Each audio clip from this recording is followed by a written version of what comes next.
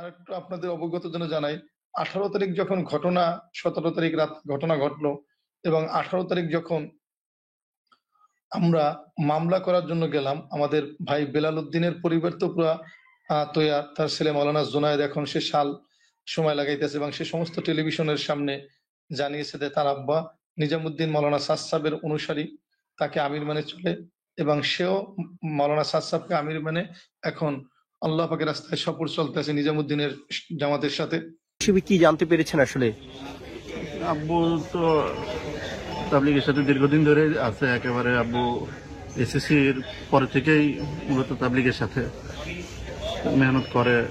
আব্বু নিজামুদ্দিন মাদ্রাসাতেই নিজামুদ্দিনের অনুসারী হিসেবে মেহনত করে যাচ্ছিল দীর্ঘদিন, এখনো আছে। তো আর কি কালকে রাতে ঢাকায় আসে, রাজবাড়িতে সফরে ছিল, ওইখান থেকে আর কি আজকে 4টার দিকে যখন মাঠে যাওয়ার ফয়সালা হয় বা যারা যায় টঙ্গীর টিন শেড, যেটা আর কি টিন শেডের পাশে, ওইখানে কিছু লোকজন যারা ছুরি চাপাতি এগুলি হাতে নিয়েছিল, যারা শুরুর দিকে ঢুকছে বা একটু এদিক সেদিক পাইছে, তার ভিতরে আব্বু একটু অসুস্থ মাজুর, তো ওইখান থেকে আর কি আব্বু ওইভাবে তো আর হাঁটতেও পারে না, বয়সও। এরপরে আর কি আব্বুকে সর্বপ্রথম আর কি বুকেই ছুরিটা আঘাত দেয়, দুই পাঁজরে আঘাত দেওয়ার পর আব্বু ওইখানেই নুয়ে পড়ে। তখনও আমি বা আমরা কেউ তো পাশে ছিলাম না, অন্য যারা সাথীরা ছিল তারা হসপিটালে নিয়ে আসে। আমরা আর ওইভাবে খোঁজাখুঁজি করে যখন পাচ্ছিলাম না, তখন আর কি পত্রিকা এসে জানতে পারি যে বেলাল হোসেন নামে একজন আল্লাহ কাছে এসে নিহত হয়েছে, শহীদ হয়েছে। পরবর্তীতে আর কি ঢাকা মেডিকেলে নিয়ে আসা হয়েছে। আচ্ছা, নিজামি মানে বলতে সাতপন্থী যাদেরকে বুঝাই এটা নাকি? নিজামুদ্দিন মার্কাজের তো জিম্মাদার বা মানে মাওলানা সাদের অনুসারী আর কি আমির সাহেব, সাদ সাহেবকে আমির মাইনা মেহনত করে, তো ওই নিজামুদ্দিনের অনুসারী হিসেবে আব্বু দীর্ঘদিন ধরে ছিল। উনি বলার পরে আমরা ফরিদপুর, উনি লাশ নিয়ে ফরিদপুরে গিয়েছে, এখানেও একটা পরিকল্পনা ছিল তাদের, কারণ আমরা চেয়েছিলাম মাঠে টঙ্গীর ময়দানে তার লাশ নিয়ে আসতে, কিন্তু প্রশাসন পুরা মানে সিকিউরিটি দিয়ে তাদের আমাদের কোনো কথা শুনেনি। প্রশাসন লাশ নিয়ে ফরিদপুর চলে গেছে, তাদেরকে গাড়িতে করে নিয়ে গেছে, আর জোবারপন্থীদের লাশ কাক্কেল মসজিদে নিয়ে আসছে। মানে এখানে একটা লাশের রাজনীতি করছে পরিকল্পিতভাবে তারা, আল্লাহ হেফাজত করুক। লাশের রাজনীতি করে তারা পরিকল্পিতভাবে আমাদের লাশকে টঙ্গীর ময়দানে আসতে দেয় নাই বা ঢাকার ভিতরে রাখতে দেয় নাই। তারা চিন্তা করছে আমাদের বড় মজমা, হয়তো বা লাশ নিয়ে আমরা কিছু করব, এরকম তাদের এক নোংরা ধারণা ছিল। আমাদের ভাইয়ের আমরা জানাজা পড়তে পারিনি, লাশ প্রশাসন নিয়ে গেছে, তারা গাড়িতে করে নিয়ে গেছে ফরিদপুরে, সাথে তার ফ্যামিলির লোকজনকে নিয়ে গেছে। আমাদের সাথীরা ছিল, তাদেরকে নেয় নাই, শুধু ফ্যামিলির লোক নিয়ে গেছে। আর তাদের লাশকে কাক্কাইল মসজিদে নিয়ে এসে তারা জানাজা করছে হেফাজতের লোকজন সহ। পরবর্তীতে মাওলানা জুনায়েদ যেহেতু ফরিদপুর চলে যায়, সেহেতু ওই দিনকার রাত্রে আমরা মামলা করার জন্য যাওয়ার পরে প্রশাসনের লোক বলছে যে তার ছেলে আসুক, ছেলেকে নিয়ে আসেন বা তার রক্তের সম্পর্কের কোনো আত্মীয়কে নিয়ে আসেন, তারা মামলা করুক, তারা মামলা করলে এটা গ্রহণযোগ্য হবে, ভালোভাবে বুঝাইছে আমাদেরকে। আমরা বললাম যে ঠিক আছে, যৌক্তিক কথা, ঠিক আছে, তাহলে আমরা আগামীকালকে আসি। মামলা সব ড্রপ নিয়ে গেছি। পরে আমরা শুনি যে 19 তারিখ সংবাদ সম্মেলন শেষ করে আমরা যখন ওয়াসিফের বাসায় চলে গেছি, মজবাই চলে গেছি উত্তরা, আর আমরা সবাই গেছি আমরা ওয়াসিফের বাসায়। ওখানে বসে আমরা সংবাদ সম্মেলনের শেষের পরে ওই মামলার ব্যাপারে আমাদের একটা জামাত আবার যাবে, সে ওখানে ওয়াসিফের বাসায় সবাই আমরা কয়েকজন গেছি। যার পর ওখান থেকে নামাজ শেষ করে আমরা যখন আসবো, বাসার দিকে আসতে আসি, তখন শুনি যে ওরা 29 জনের নামে মামলা করছে। রাস্তায় বেশি আমরা শুনতে পাই, আমাকে এক সাংবাদিক ফোন দিয়ে জানাইলো যে আপনাদের নামে 29 জনের নামে মামলা হয়েছে, আপনার নামও আছে, ওয়াসিফ ভাই 1 নম্বর আসামি। এ ব্যাপারে আপনাদের প্রতিক্রিয়া কি? আমরা বলছি যে আমরাও মামলা করার জন্য ইতিমধ্যে আমাদেরকে সাথে আবার আমরা তার পরিবারের লোকসহ, বেলাল ভাইয়ের পরিবারের লোকসহ টঙ্গী পশ্চিম থানার উদ্দেশ্যে রওনা করছে অ্যাডভোকেট সহ।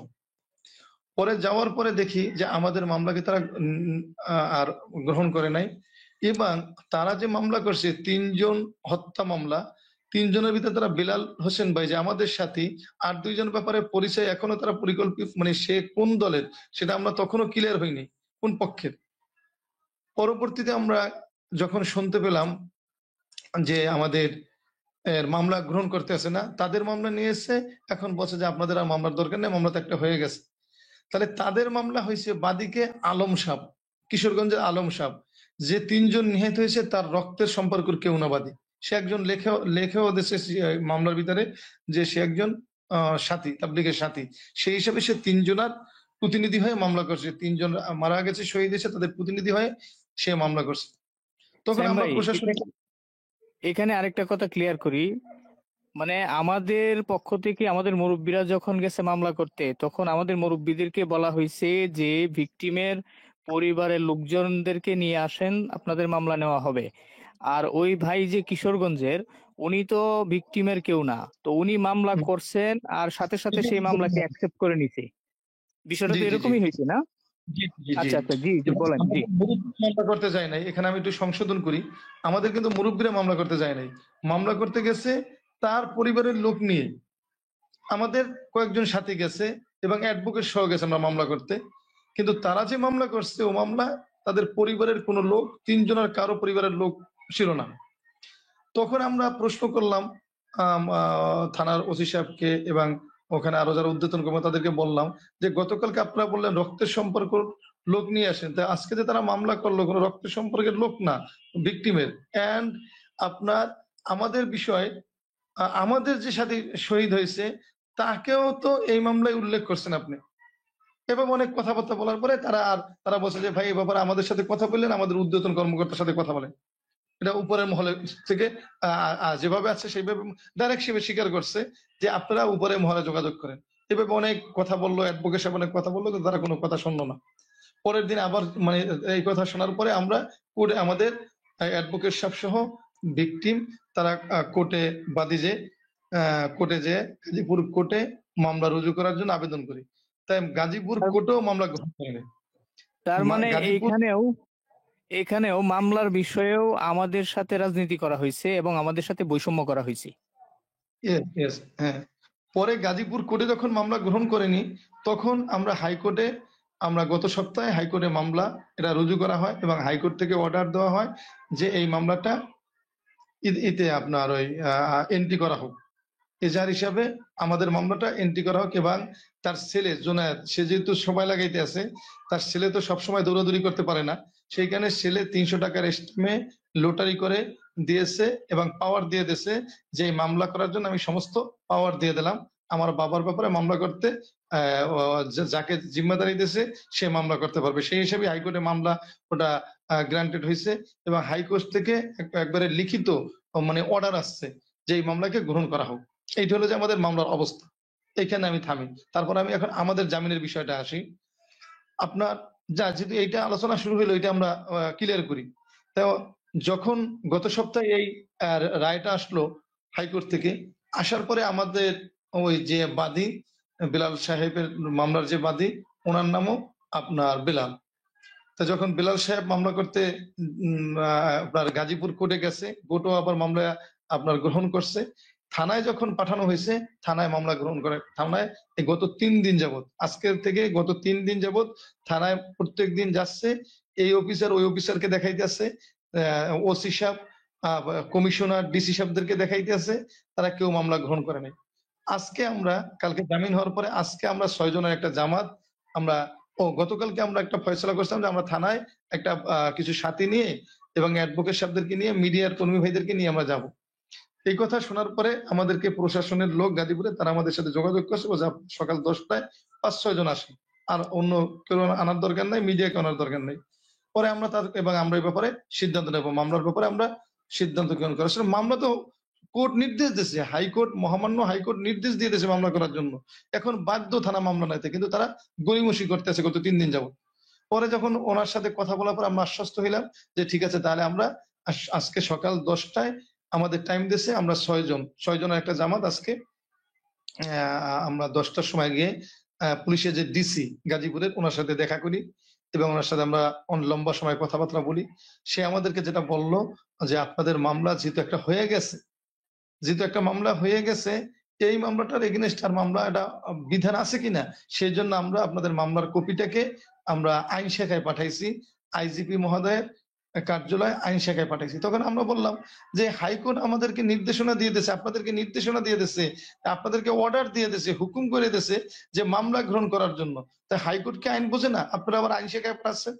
আপনারা এই গড়িমসি করতেছেন কেন? আজকে বৃহস্পতিবার, আজকে মামলা না নিলে আমরা শুক্র শনি 2 দিন আমরা আরো আমরা পিছিয়ে যাব। তখন অনেক কথাবার্তা পরে বলে সে মানে অপারগতা প্রকাশ করলো যে না আমাদের পক্ষে সম্ভব না মামলা গ্রহণ করা, যেহেতু এটা আমার আইন শাখা থেকে নিয়ে আসবে। তখন আমরা তাদেরকে প্রশ্ন করলাম, ভাই যখন আমাদের আপনি বলছেন একই ঘটনায় 2টা মামলা হবে না, আমরা যখন আপনার আর আমাদের গাড়ি ভাঙলো এই 17ই ডিসেম্বরের আগে, যখন 12ই ডিসেম্বর রাতে আমাদের সাথীদের নৃশংসভাবে আপনার এই থানার অফিসের সামনে বসে আমাদের গাড়ির উপর আঘাত হানলো, 5 জন সাথীকে আহত করলো, ওই ব্যাপারে আমরা রাতেই মামলা করলাম। পরের দিন শুনি যে তারা আবার আমাদের বিরুদ্ধে মামলা করছে যে আমরা গাড়ি উঠিয়ে দিছি।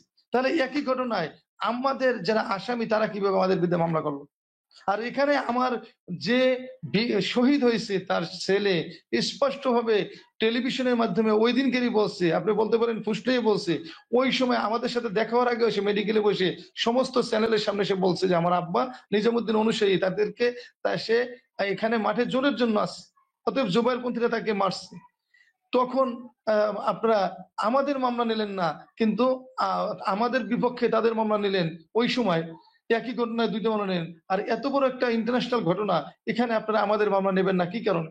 অনেক কথা বলার পরে সে শেষমেশ সে অপরগতা প্রকাশ করছে যে আপনারা একটু আইজিবি হিসাবের কাছে যান। তাই এই পর্যন্ত আমরা মামলা আছে, ইনশাল্লাহ আমরা যদি আমাদের মামলার ব্যাপারে ইনশাল্লাহ মামলা হবে, যেহেতু কোর্ট থেকে নির্দেশনা আসছে, তারা চেষ্টা করছে এটাকে এই নির্দেশনাটাকে বাতিল করার জন্য। আজকে আমরা শুনছি অনেক টাকা অফার করছে, কিন্তু আল্লাহর রহমতে যেহেতু দেশে আইন সহি আছে, 2-1 কর্মকর্তা সরকারি তারা দুর্নীতি করতে পারবে, কিন্তু আইনের প্রতি আমাদের আস্থা আছে এবং সরকারের উচ্চ পর্যায়ে মাননীয় উপদেষ্টা সহ যারা উচ্চ পর্যায়ের নেতৃবৃন্দ আছে তাদের প্রতি আমাদের আস্থা আছে। আমরা আশা করি যে দ্রুত সময়ের মধ্যে আমাদের মামলা এন্ট্রি হবে। এখন এই হলো আমাদের মামলার হালত। দ্বিতীয় বিষয়টা হলো যে এখানে আমরা পরিপূর্ণভাবে বৈষম্য শিকার হয়েছি, এটা আমি আপনার মাধ্যমে সবাইকে জানাইলাম যেহেতু আমাদের সাথীরা জানতে চায়। দ্বিতীয় হলো যে জামিনের ব্যাপার, ওই মামলা আমাদেরকে মিথ্যাভাবে হঠাৎ করে তারা আল্লাহ তাআলা মাফ করুক, তারা আমাদেরকে বাংলাদেশ থেকে উচ্ছেদ করার নিয়ত করে নামছে। নেমে তারা আমাদেরকে আপনার কলঙ্কিত করতে চেয়েছে। আমি প্রথম বলছিলাম যে গায়রে তাদের ওই পক্ষের একজন সিনিয়র লেভেলের লোক আমাকে ফোন দিয়ে বলে, যখন মোয়াজ ভাই অ্যারেস্ট হলো তার 5 মিনিট পরে আমাকে ফোন দিয়েছে, আমাকে ফোন দিয়ে বলতে আছে যে আপনি আমাদের গ্রুপে যোগ দেন, আমাদের দলে আইসে পড়েন। একবারে আল্লাহ সাক্ষী যদি আমি মিথ্যা কথা বলে থাকি, আল্লাহ সাক্ষী রাত তো 1:30টা সম্ভবত হবে, মোয়াজ ভাই আমাদের কাছে মেসেজ দিল যে আমার বাসায় পুলিশ আসছে। এই কথা শোনার পরেই সে তারপর আমরা কন্টিনিউ তার মোবাইলে ট্রাই করতেছিলাম, তার মোবাইল বন্ধ ছিল। মামলা করার সাথে সাথে দেখেন আমরা 12 তারিখ মামলা করছি, 19 তারিখ পর্যন্ত কোনো আসামিকে গ্রেফতার করা হয় নাই। 2018 সালে আমরা মামলা করছি, অবৈধ পর্যন্ত আজকে প্রায় 6 বছর 7 বছর হয় আমাদের কোনো আসামিকে 2018 সালে 1 ডিসেম্বরে 2 জন সাথী আমাদের তারা হত্যা করছে, শহীদ করছে। সেই মামলার এখন পর্যন্ত কোনো আসামিকে গ্রেফতার করে নাই। আর মামলা তারা রাত 10টায় করে 1টার ভিতর মোয়াজ ভাইকে গ্রেফতার করে। তারা কত পরিকল্পিত ভাবে এই প্ল্যান ওয়ারি এই কাজগুলো করছে। যেমন টঙ্গীর ময়দানে রাত্রে হামলা হওয়ার পরে আমাদের সাথীদেরকে মারছে এক গ্রুপ, আবার মেডিকেলের সামনে তারা কয়েকশো সাথী ঢাকা মেডিকেল এবং টঙ্গী মেডিকেলে অবস্থান করছে পূর্ব থেকে লাঠি সোটা নিয়ে।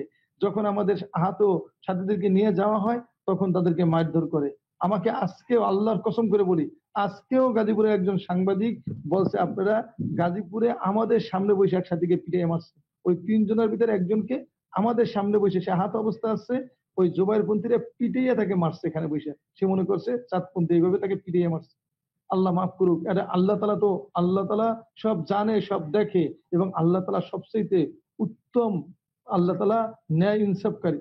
আল্লাহ তাআলা এই যে তারা চক্রান্ত, এই দাওয়াতের মেহনতকে তারা বিক্ষিপ্ত করার জন্য, দাওয়াতের মেহনতকে কলঙ্কিত করার জন্য তারা যে পরিকল্পিতভাবে এই মেহনতটাকে কুলুষিত করার চক্রান্ত করছে, ইনশাআল্লাহ আল্লাহ তাআলা অতি সত্বর এর এর ব্যাপারে আল্লাহ তাআলা উম্মতের সামনে সঠিক জিনিস আসবে। আমরা যাই না তারা ধ্বংস হোক এটা বলবো না, আমরা বলবো তাদেরকে আল্লাহ তাআলা হেদায়েত দিক এবং তাদেরকে সঠিক বুঝ দিক।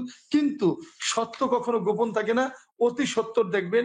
আমরা এই ব্যাপারে আল্লাহ তাআলা সমস্ত উম্মতের সামনে সঠিক জিনিসকে প্রকাশ করে দেবে যে তারা কত বড় ধোঁকাবাজ, তারা ইসলামকে নিয়ে কত বড় বিজনেস করে, কত বড় তারা মানুষকে বিভ্রান্ত করে, লেবাস দাড়ি টুপি নিয়ে এই মেহনতটার ভিতর পলিটিক্স রাজনীতি নিয়ে আসছে, ক্ষমতা আসার সিঁড়ি বানাবার জন্য তারা আমাদের মেহনতকে কুলুষিত করছে, আমাদের সাথী ভাইদেরকে হত্যা করছে, তাদের রক্তে লাল করে ফ্যাসিস্টদের মতো, স্বৈরাচারদের মতো, বিভিন্ন দেশের যে স্বৈরাচারদের মতো তারা আমাদেরকে দোষারোপ করে, আপনারা জানেন। এবং বিভিন্ন তারা মিডিয়াকে ক্রয় করে, কিছু লোককে ভাড়া করে আমাদেরকে তারা আওয়ামী লীগ ট্যাগ লাগাবার জন্য বা বিভিন্ন ভাবে তারা প্রচার করছে সোশ্যাল মিডিয়াতে যে আমরা বিগত সরকারের আমরা দোষর, নাউজুবিল্লাহ। কিন্তু আপনারা সবাই জানে, প্রত্যেকটা মানুষ জানে, সরকারি বর্তমান সরকারের লোক জানে, বিগত 7 বছর স্বরাষ্ট্রমন্ত্রী আসাদুজ্জামান কামালের সরাসরি ইন্ধনে তারা আমাদের উপর নানান রকমের নির্যাতন করছে,